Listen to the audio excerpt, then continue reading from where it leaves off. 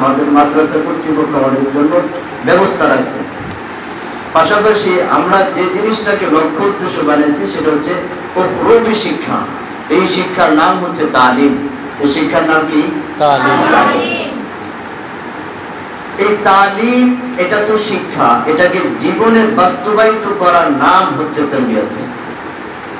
জীবনে বাস্তবায়িত করার নাম কি? তারবিয়ত। তারবিয়তের এক অর্থ শিক্ষা, বাকি এই শিক্ষাটা এটা দরস তাদরিস ক্লাসের সাথে সম্পর্ক না, এটা আত্মার সাথে সম্পর্ক, আধ্যাত্মিকতার সাথে সম্পর্ক। তারবিয়ত হয়, তালিম হয় কিতাব থেকে, তারবিয়ত হয় আধ্যাত্মিক ভাবে। তারবিয়ত কিভাবে হয়?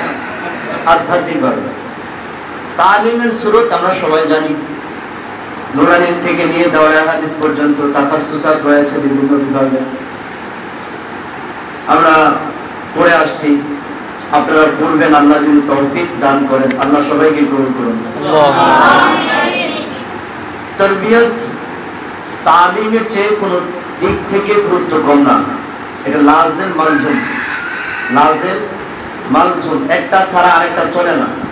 তালিম ছাড়া তারবিয়ত চলে না, তারবিয়ত ছাড়া তালিম চলে না। হুজুর বলেছেন একটা ছাড়া আরেকটা অকেজু, একটা ছাড়া আরেকটা কি? অকেজু। তালিমের ধারাবাহিকতা তো আমাদের কাছে আছে, কিন্তু তারবিয়তের ধারাবাহিকতা আমাদের কাছে নাই।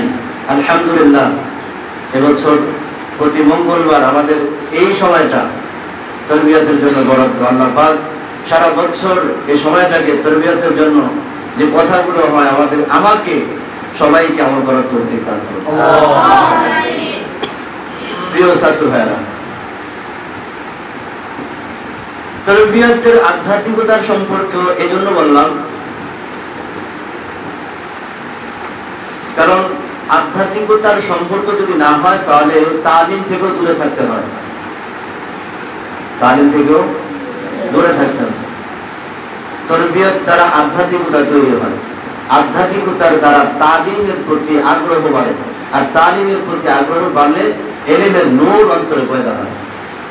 কারণ ইলম এটা আল্লাহ প্রদত্ত একটা নূর, ইলম এটা আল্লাহ প্রদত্ত একটা নূর। এই নূর আল্লাহ তাআলা সবাইকে দান করেন। এই জন্য সর্বপ্রথম ইলম শিখতে হলে, দুনিয়াবি ইলম হোক, উখরবি ইলম হোক, তারবিয়তি ইলম হোক, তালিমি ইলম হোক, সব রকমের ইলমের জন্য অন্তরকে সর্বপ্রথম পবিত্র করতে হবে। বছরের শুরু আমরা যখন প্রতি বছর ছাত্র জামানা, আমি আমার কথা বলি, ছাত্র জামানায় যখন প্রথম বছর শুরু হতো, পড়াশোনার একটা আলাদা ঝুঁকি থাকতো অন্যরকম, যে পিছনের যা মিস হয়েছে এই বছর পিছনের বছর থেকে অবশ্যই ভালো হতে হবে। অন্তত আমার চেষ্টায় যেন আগের বছর থেকে কোনো দিকটা কম না হয়। কারণ গত বছর আমার বয়স যদি 15 থাকে, এই বছর কত হয়েছে? 16। গত বছর আমি ক্লাস ইয়াস দাওমে পড়লে এবছর 10 দাওমে পড়বো। গত বছর আমি তাইসিরে পড়লে এবছর আমি মিজানে পড়বো। তো আমার বয়সও বাড়লো, জিসমানও বাড়লো, ক্লাসও বাড়লো, মেহনতে কমতে হবে কেন? মেহনতও আমাকে কি করা লাগবে? বাড়াতে হবে। কারণ শরীরের চাহিদা, বয়সের চাহিদা, ক্লাসের চাহিদা বাড়ছে না কমছে? যদি বাইরে থাকে তাহলে মেহনতের চাহিদা বাড়বে না কমবে? বাড়বে। এই জন্য সর্বপ্রথম অন্তরকে কি করতে হবে? পবিত্র করতে হবে। অন্তরকে কি করতে হবে? পবিত্র করতে হবে। পবিত্র করতে হবে। প্রথম পবিত্রতা হচ্ছে দুনিয়ার খায়সাত থেকে। কিসের থেকে? খায়সাত থেকে। এখানে আসাদিজায়ে কেরাম যারা আছেন, আমি আন্দাজে কথা বললো, এটা মনে হয় না অবাস্তব হবে। কারণ এই পর্যন্ত যারা আসছেন তারা দুনিয়ার খায়সাত পূরণ করে আসতে পারেন না। দুনিয়ার খায়সাত কেউ পূরণ করে দাওরায়ে হাদিস পর্যন্ত পৌঁছা সম্ভব না। কোন ব্যক্তি আলেম হওয়া সম্ভব না। দুনিয়ার খায়সাত পুরো হবে, আলেম হবে, দুইটা একসাথে কোনোদিন হবে না। শেখ সাইদ রহমাতুল্লাহ আলাইহি কারিমার ভিতরে তোমরা পৌঁছে যারা সেহেল সাহেব আমরে আজিজাত গুজাস্ত মেজাজে তুয়া জাহা লতিফ লীলা গাস্ত। অনেক মানুষ হয় কি, বয়স অনেক হয় কিন্তু বাঁচপানের সে অভ্যাস পরিবর্তন হতে পারে না। এই মানুষ কোনোদিন মানুষ হতে পারে না, এটা অমানুষই থাকে। ঠিক কিনা? কিছু ছাত্র ভাই আছে যারা মাদ্রাসায় পড়ে, কথা মনে রাখেন, অন্তর পবিত্র করার প্রথম মাধ্যম দুনিয়ার খায়েশাত মুক্ত রাখতে হবে। খায়েশাত বুঝেন? দুনিয়ার চাহিদা। আমার ভালো খেতে হবে, আমার ভালো পড়তে হবে, প্রধানত এই দুইটা জিনিস মাথা থেকে ঝেড়ে ফেলতে হবে। আমি আমার কথা বলুন, আমার ব্যক্তিগত কথা বলুন। আমি যখন ফেনী ওলামা বাজার মাদ্রাসায় পড়ি, হেদায়েতুন্নূর জামাতে, কাফিয়া জামাতে ভর্তি হই, হেদায়েতুন্নূর জামাতে দাখিলা দিয়ে 2 বেলা ভাত দিত। এই আদা বাটি মাপ, সকালে 9টা বাজে ভাত, আর সে আসরের পরে ভাত, ডাল আর কুকুরের কচুরি পানা, কি বলে এটাকে, ছোট ছোট ফেনাটাকে কি ফেনা বলে? কচুরি ফেনা তো বড় হয়, আরেকটা ফেনা আছে যেটা পানিকে কালার করে দেয়। কচুরি ফেনা কিন্তু পানি পরিষ্কার রাখে, পেনা, ওটা হলো পেনা। পেনায় কিন্তু পানি ঘোলা করে দেয়, ঠিক না? ওই পেনার পানি আর ডাইলের পানির ভিতরে কোনো পার্থক্য ছিল না। আর এখন তো আমরা তরকারি মাশাআল্লাহ একটু হলুদ করে বেশি হলে মেজাজ গরম, এই আর খায়া কি আর করা যায়? মেশকাত পর্যন্ত পড়লাম ওলামা বাজার মাদ্রাসা। ফেনী, লক্ষ্মীপুর, নোয়াখালীর সবচেয়ে বড় যে মাদ্রাসার উস্তাদ এখনো আছে, উস্তাদ মুহতারাম আদিম শাহ হুজুর দামাত বারাকাতুহু মরহুম হযরতের উস্তাদ। আমরা ডাল খায়া পড়ালেখা করছি, কিন্তু ইলমের নূর পাইছি। ইলমের নূর কেমন পাইছি জানেন? ইলমের নূর পাইলে পড়তে মজা লাগে, ইলমের নূর পাইলে পড়তে মজা লাগে, আর খাওয়ার মজা পাইলে পড়তে ভালো লাগে না। কথা বুঝলেন?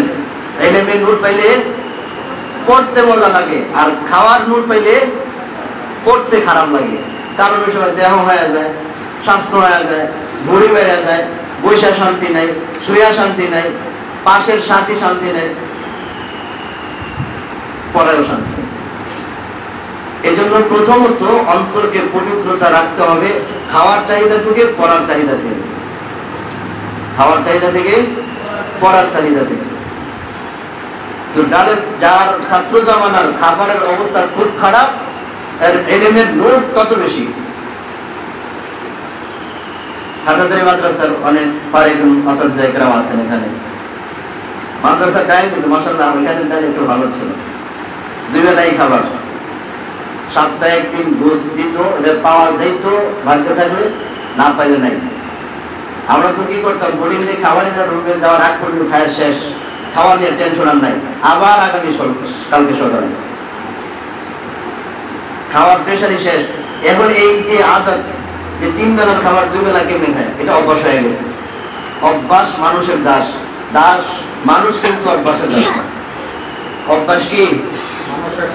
মানুষের দাস। আপনি যদি প্রতিদিন সকাল 9টা বাজে ঘুমানোর অভ্যাস করেন, 9টা পর্যন্ত, আপনার দ্বারা সকাল 6টা পর্যন্ত ঘুমায় থাকা সম্ভব না, আপনার 9টা পর্যন্ত ঘুমানো লাগবে।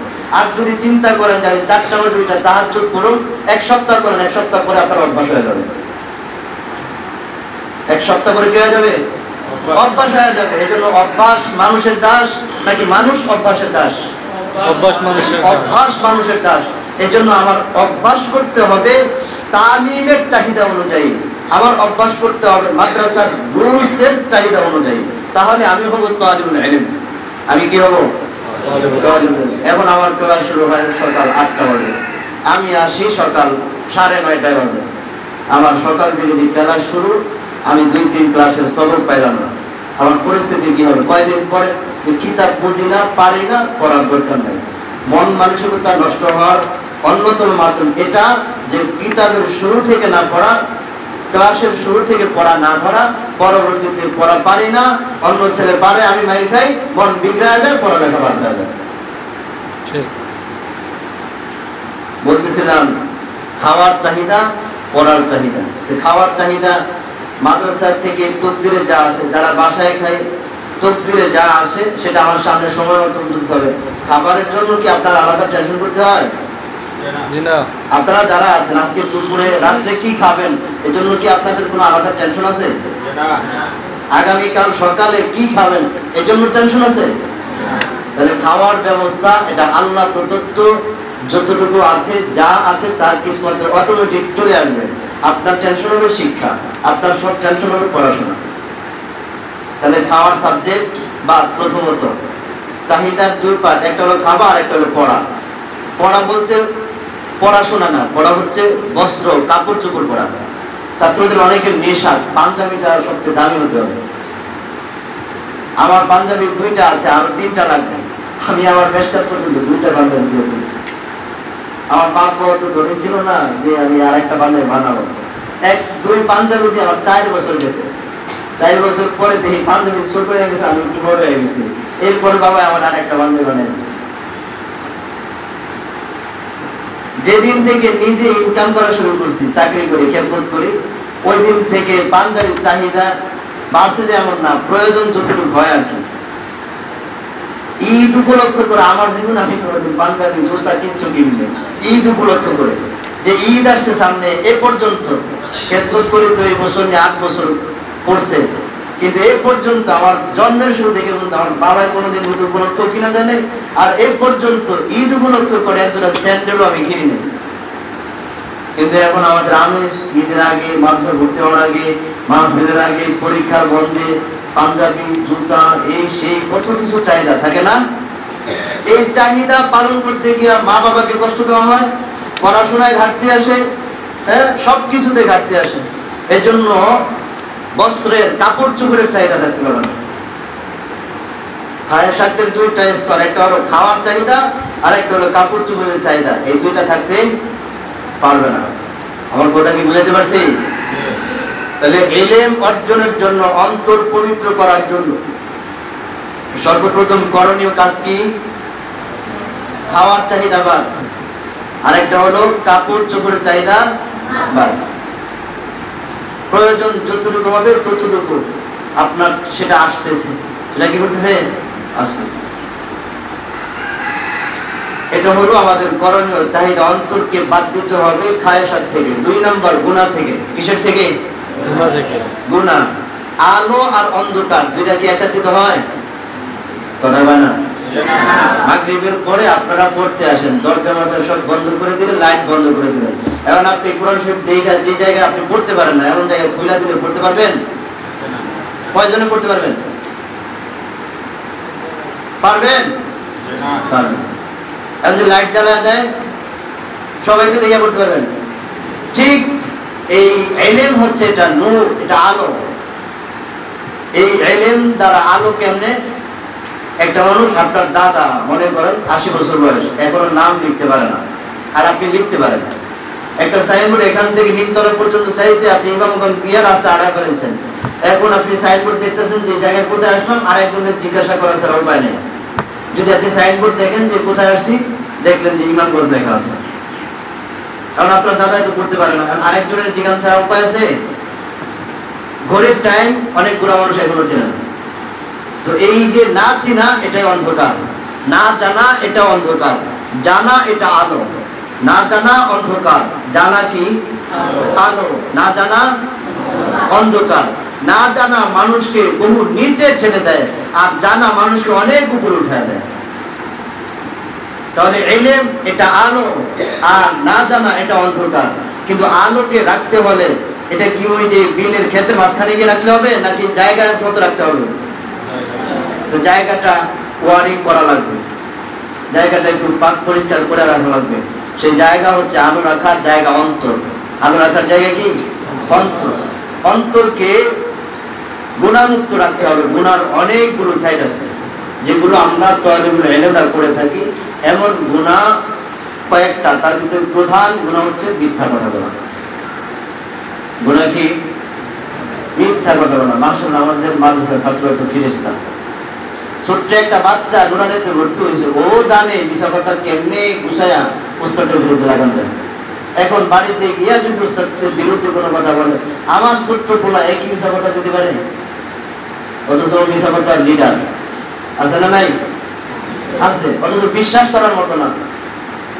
একজন উস্তাদ সে সত্য কথা বলে, এটা অভিভাবক বিশ্বাস করতে চায় না। ছোট্ট একটা বাচ্চা মিথ্যাকে গুছায়া বলে, এটাকে বিশ্বাস করে। মিথ্যা কথা ছাড়তে হবে। কি ছাড়তে হবে? মিথ্যা কথা। 2 নম্বর গীবত শিকায়েত। গীবত শিকায়েত আমাদের খুব বেশি হয়। বিশেষ করে ছাত্ররা উস্তাদের বিরোধ করে, অমুক উস্তাদ এই করছে, অমুক উস্তাদ ওই করছে, এই উস্তাদের এই গুণ ভালো না, এই উস্তাদের এই গুণ, এই বদ অভ্যাস, এগুলো এই প্ররোচনা আছে। বিশেষ করে আমি কিতাব বিভাগের ছাত্রদেরকে বলবো, এই অভ্যাস যদি অন্তরে থাইকা থাকে তুমি আলেম হতে পারবা না কোনোদিন। কারণ উস্তাদের গীবত অকাল মৃত্যু অনিবার্য। উস্তাদের গীবত ইলম থেকে মাহরুম হওয়ার অন্যতম মাধ্যম। ঠিক ঠিক বুঝা ঠিক কও না বুঝা ঠিক কও। উস্তাদের গীবত, উস্তাদের সমালোচনা খুব মারাত্মক এক বদ অভ্যাস আমাদের ছাত্রদের। আমরা আমাদের ছাত্র জমানায় অনেক ছাত্র দেখছি, খুব ভালো ছাত্র। আমি তো অত ভালো ছাত্র ছিলাম না, কিন্তু মেহনতি ছাত্র ছিলাম, অনেক পড়াশোনা করতাম। সবাই ঘুমায় গেলে কপালে লাইট বাইন্দার আমার কাছে সাথে চলে যেতাম। যখন সরে বেগে পড়ি নুরুল আনোয়ার কিতাবের ভিতরে এই যে দাওরার যত কিতাব আছে, এখন এই যে তোয়াবি শরীফ পড়াই, এই কিতাবের এবারটা একটু ঘিসে ঘিসে দেখি, আর নুরুল আনোয়ারের কিতাব সবচেয়ে ঘিসে ঘিসে। এবারত চালু করার জন্য আমরা এই নুরুল আনোয়ার এবার চালু করতাম, টার্গেট হাটাদের মানুষের মাকসুস করতাম হবে। তো কপালে লাইট বাইন্দা মানুষের সাথে যেতাম না, পড়তে থাকতাম। আমার লোক আরেকটা ছিল নুরুল ইসলাম, নোয়াখালী, এখন নোয়াখালী এক মানুষের মহাদিস। তো দুইজনে পাল্লাপাল্লি করে নুরুল আনোয়ার তোটা মুখস্থ করে ফেলেছে এই পড়তে পড়তে। আলহামদুলিল্লাহ হাটাদের মানুষেরকে মাকসুস করতেন। 100 জনের ভিতরে মোটামুটি 10 জনের সিরিয়াল আছে, প্রতিদিন এবার পড়তে পারতাম। তো বলতেছিলাম, উস্তাদের গীবত এটা করা যাবে না। উস্তাদের গীবত করলে ইলম থেকে মাহরুম হতে হবে। ইলম শিখা তোমার দ্বারা সম্ভব হবে না। যে ছাত্রের অন্তরে উস্তাদের প্রতি মহব্বত না থাকবে, যে ছাত্রের অন্তরে উস্তাদের প্রতি ভালোবাসা না থাকবে, সে ছাত্র আলেম হতে পারবে না।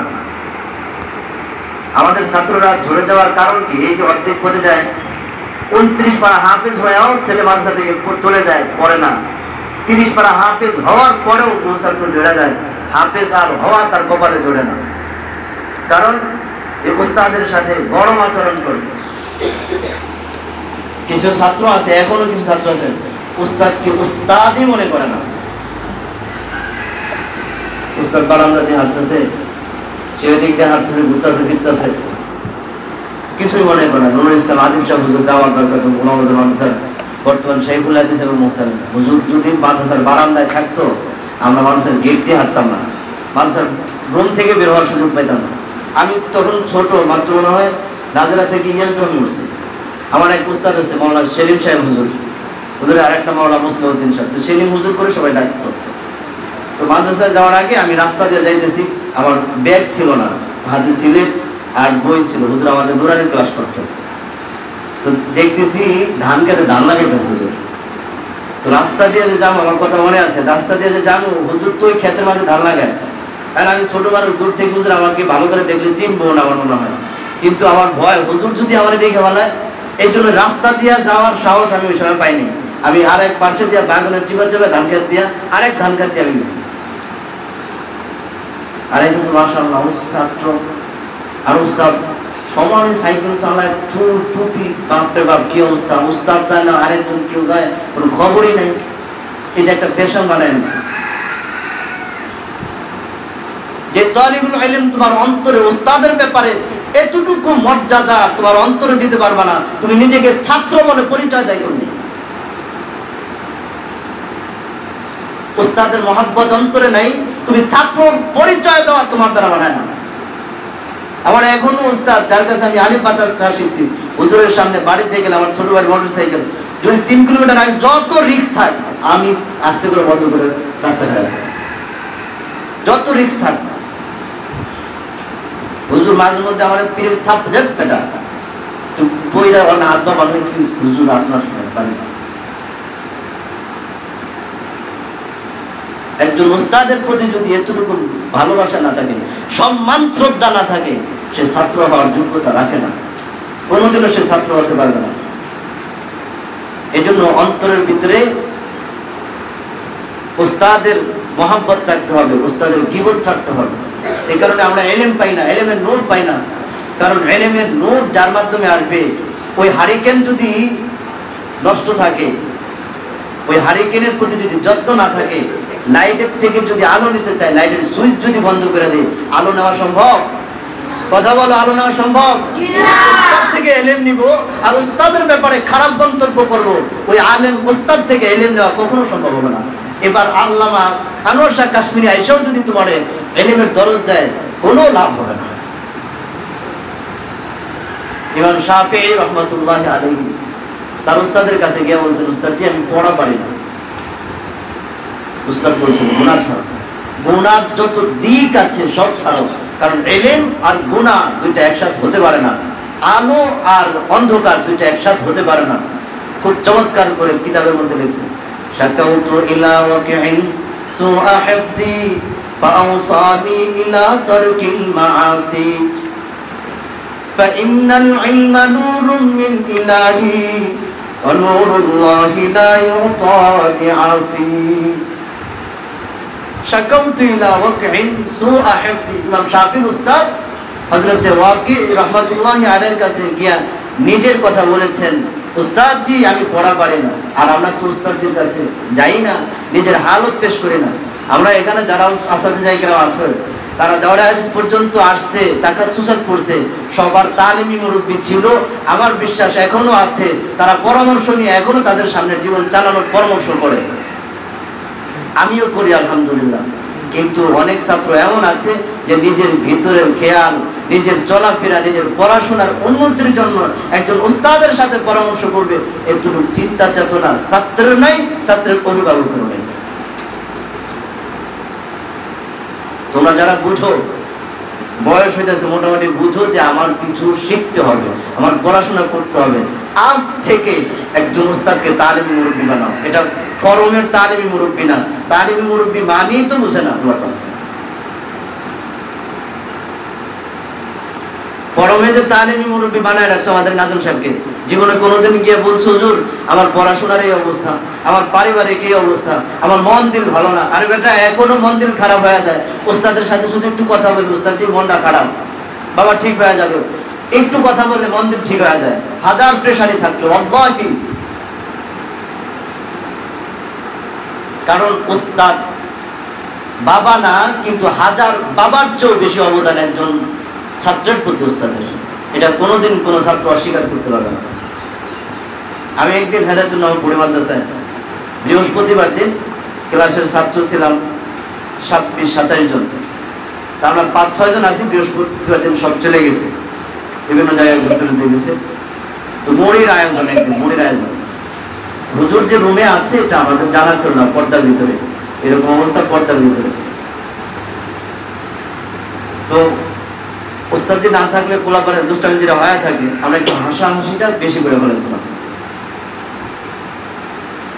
তো হুজুর এটা তার বিরক্তির একটা কারণ, আমাদের হাসাহাসি কারণ, রুমে থাকতে আওয়াজ করে পড়াও নিষেধ। আগে তো পড়ো, এখন আর আওয়াজ করে পড়া নেই, এখন চুপচাপ কিতাব বুঝবা আর পড়বা, এখন আর আওয়াজ করে গেউ গেউ করে পড়ার সুযোগ নেই। মিজান নাহমিদ যত আওয়াজ করে পড়তে পারো, এটা মাদ্রাসার উস্তাদের নিয়ম ছিল, এক এক জায়গার এক এক নিয়ম থাকে। আমরা শীতের দিন, পৌষ মাসের শীতের দিন, আমার মনে হয় ওই দিনের এই ঘটনা আমার মোর জীবনের মোড় ঘোরার অন্যতম মাধ্যম, এতটুকু খেদমত করার অন্যতম মাধ্যম ওই দিনের ঘটনা। 2টা কারণ আমি পাই, 3টা কারণ। আমার ইলমি জীবনে আমার মতো একজন অযোগ্য মানুষ হাদিসের কিতাব পড়াবে, আমি তো কল্পনাও করতে পারি না। তো ওই দিন হুজুর হঠাৎ করে এশারা আজান হলো, হুজুর বের হয়ে গেল। আমরা তো আশ্চর্য, আসমান বাইরে মাথা বললো, কি করলাম আমরা। এশারের পরে নাজম সাহেব হুজুর, আর হুজুরের নাম ছিল মাওলানা জাকির সাহেব হুজুর, দামাত বরকাতুহু, হুজুর বাড়ি কুমিল্লা, 2 হুজুর বাড়ি কুমিল্লা। হুজুর চিকন বেদ দিয়ে ফিরে গেল। এশারের পরে আমাদের 4-5-7 জনে ডাইকা নিল, শরীরে যা আছে সব খুলো। কইলা হুজুর ইচ্ছা মতো মারল, মারতে মারতে মারতে মারতে হয়রান হয়ে গেছে, বসছে। আমরা চুপচাপ বসে আছি, শরীরে কোনো কাপড় চোপড় নাই, শীতের দিন, পৌষ মাসের দিন, প্রচন্ড শীত, চুপচাপ বসে আছি। হুজুর যত মারতে চায় মারো, লড়াচড়া নাই। আবার মারলো, এভাবে জিরায় জিরায় 3 বার মারছে। এখন আমাদের ভিতরে আফসোস এটাই যে আমরা অন্যায় করছি। হুজুর মাইরা যদি আমাদের অন্যায়টা দূর হয়, হুজুর মারুক, এই বুঝটা আমার ছিল। অন্তত আমার একটা অভ্যাস ছিল, মারলে আমি কোনোদিন লড়তাম সরতাম না, চুপচাপ হয়ে যেতাম, হাত পাইতে রাখতাম, মারতে থাকবো। হুজুর যখন মারা শেষ হবে ব্যাস। আমি হুজুরের দুইটা কাজ করতাম। একটা হলো প্রতিদিন গোসল করলে লুঙ্গি ধুইতাম, আর বিছানার শোয়ার আগে বিছানার ধাইরা সুন্দর করে হুজুরের বিছানাটা পরিপাটি রাখতাম, মাথায় শোয়ার আগে মাথায় তেল দিতাম। এই 3টা কাজ করতাম হুজুরের ওই বছর। তো আমি হুজুর যখন বিছানা আসছে, হুজুর তো ভাবছে আজকে যে মাইন্ড দিচ্ছে ওই আমার বিছানার কাছে আলাদা। আমি চিন্তা করলাম, আল্লাহ, হুজুর যে কষ্ট পাইছে এই কষ্ট আমি কেমনে সামাল দেবো? আমার মারছে এটা নিয়ে আমার কোনো দুঃখ নাই, কিন্তু আমাদের হাসাহাসির কারণে যে হুজুর কষ্ট পাইছে এই দুঃখ আমার ভিতরে খুব কাজ করতেছে। পরে আমি গিয়া সম্ভবত ওইখান থেকে চলে আসলাম। আসার পরে মাদ্রাসার খাবার যা ছিল খাইলাম, হুজুরের বিশ্রাম করে দিলাম। হুজুর শৈল, শোয়ার পরে মশারির নিচে দিয়ে একটা ওই যে আগে কি তেল বলে, কদুর তেল বলে, ওই তেলটা হুজুরের মাথায় না। হুজুর আমার হাতটা ধরে ধরে বলতেছে, বাবা আজকে অনেক মারছি না? হুজুর মাফ করে দেবো, অনেক কষ্ট হয়েছে।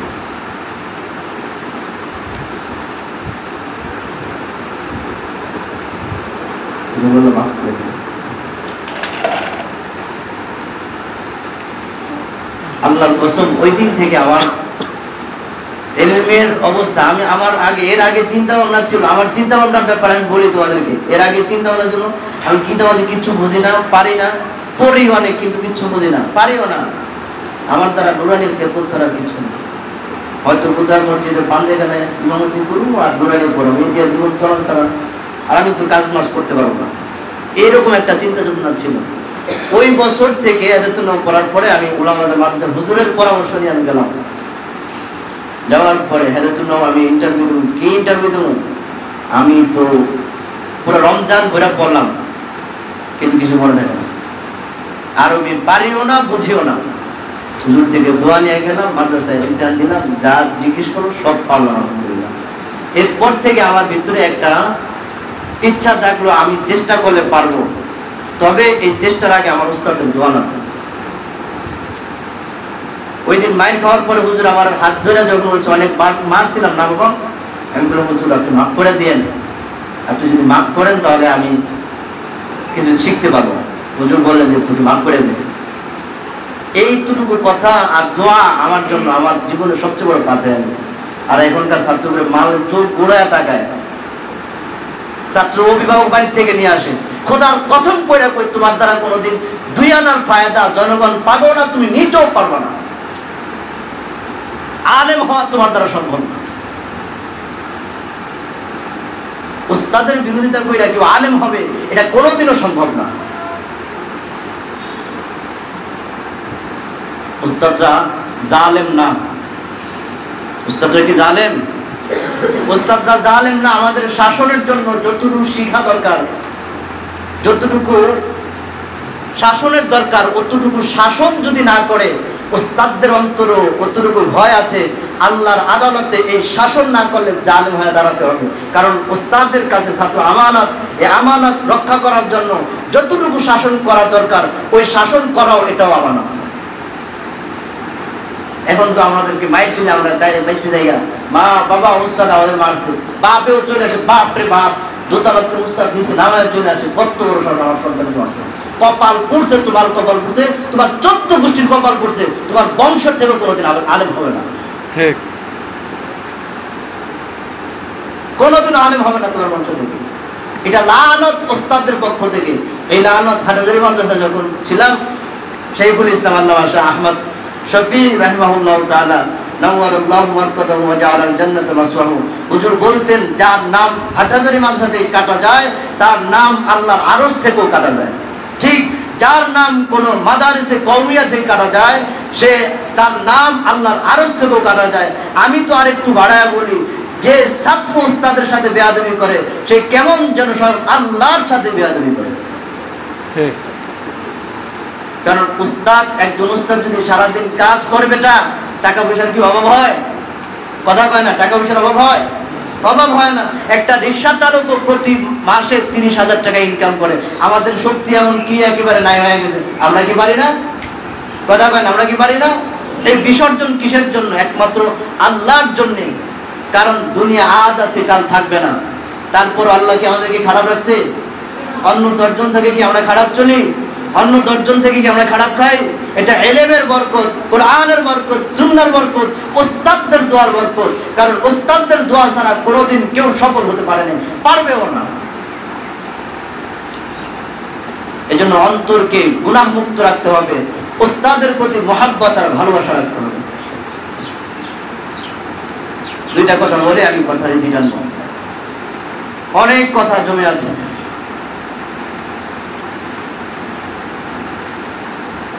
কি কথা বলছিলাম? অন্তরকে গুনাহমুক্ত রাখতে হবে। প্রথমত খায়েশাত থেকে মুক্ত রাখতে হবে। খায়েশাত মনের চাহিদা পূরণ। ছাত্র জামানায় মনের চাহিদা পূরণ একটাই, সেটা হচ্ছে পড়ালেখা। চাহিদা পূরণ কয়টা? কথা বলে না, চাহিদা পূরণ কয়টা? সেটা কি? না বড় মোবাইল, হ্যাঁ, 500 টাকা গজের কাপড়, 1200 টাকা দামের স্যান্ডেল, এগুলো চাহিদা? প্রতিদিন মাছ গোশ ছাড়া চলবে না, এগুলো চাহিদা? এই চাহিদা থাকতেই পারবে না, 1 নাম্বার। 2 নাম্বার, অন্তরকে গুনাহমুক্ত রাখতে হবে। 3 নাম্বার, উস্তাদের প্রতি মহব্বত ভালোবাসা রাখতে হবে। উস্তাদ সে মারবে, বুঝা মারুক না বুঝা মারুক, ন্যায় মারুক অন্যায় মারুক, এটাকে নিজের জন্য দাওয়া মনে করতে হবে, এটাকে নিজের কল্যাণের মাধ্যম মনে করতে হবে। এখন তো সালাম কালামও নেই। ছাত্রদের চুল দেখলে মাশাআল্লাহ, এখন যদি আমি 2-4 জন দাঁড়া করাই চুলের ব্যাপারে, টুপি খুললে ও মাদ্রাসার ছাত্র নাকি এলাকার কোনো পাবলিক, কোনো পার্থক্য করা যাবে না।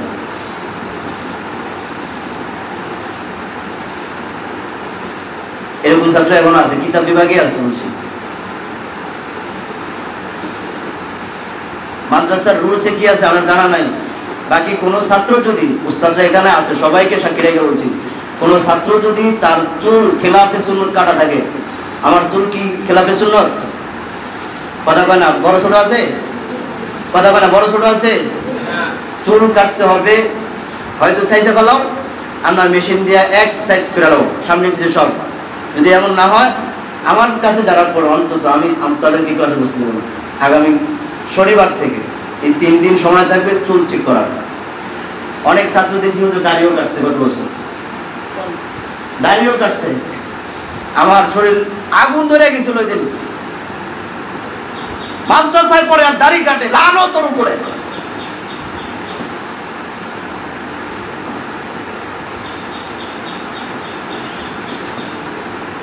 এলেম এটা কোনো যে কেউ কিনাই না দিল আর আমি নিয়ে গেলাম, এলেম এরকম জিনিস না। বহু সাধনার পরে এলেম পেত। এলেম খুব কৃপণ জিনিস, সেটা সবার কাছে আসে না। যে এলেমের জন্য কোরবান করবে তাকে কিঞ্চিত দিবে এলেম, আর যাকে কিঞ্চিত দিবে পুরা দুনিয়া আলোকিত করে দিবে। খেলাফে সুন্নত নিজের পোশাক থাকতে পারবে না, পাঞ্জাবি হোক গেঞ্জি হোক। আমাদের মাদ্রাসার আমাদের এক উস্তাদ কাফিয়া পড়তে আমাদের কাছে, একদিন আমি একটা সাপান লুঙ্গি পড়ছিলাম, হুজুর ডাইরেক্ট ক্লাস থেকে আমার সেলার পাল্লায় লুঙ্গিটা নিয়ে পুরা ফেলাইল। কোনো অভিযোগ নাই। জীবনের প্রথম কিনছিলাম ওই দিনই শেষ।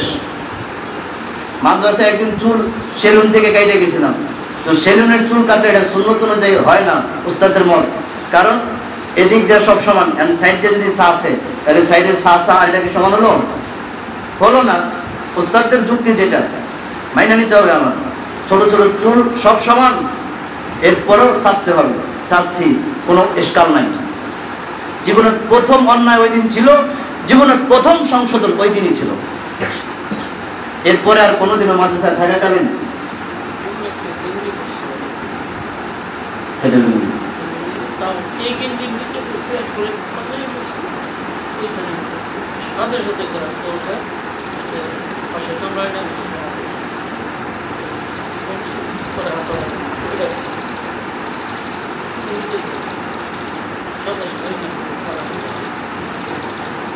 শুনছ? সাপার কোন জিনিস আমরা যে ছাত্র সাপার কোন জিনিস পড়বো না। সাপার জিনিসের ভিতরে জিন্নাতের একটা আকর্ষণ থাকে। জিন্নাতের কি থাকে? যেমন সাপার গেঞ্জি, কালারিং গেঞ্জি, এরপরে সাপার পাঞ্জাবি, অনেকে যে মার্কেটে যে কিনা পাঞ্জাবি আছে, এই সাপার পাঞ্জাবি, সাপার লুঙ্গি। সাপার লুঙ্গি বলতে যেগুলো যে ফুল টুল থাকে, এগুলো ওই যে এই যে ছেলের পরনে যেগুলো, এগুলো সাপার লুঙ্গি। এগুলোর প্রতি জিন্নাতের কি থাকে? আকর্ষণ থাকে। এর থেকে প্রভাব পড়ে, খারাপ বদজিনের প্রভাব পড়ে। এই জন্য বলতেছিলাম উস্তাদের মহব্বত পাশাপাশি আমাদের 5টা মেহনতের পাশাপাশি আমাদের দোয়ার মেহনত করতে হবে, দোয়ার গুরুত্ব দিতে হবে।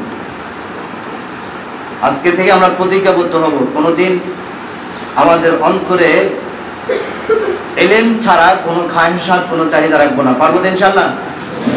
অন্তরকে গুনাহমুক্ত রাখবো, পারবো তো ইনশাআল্লাহ?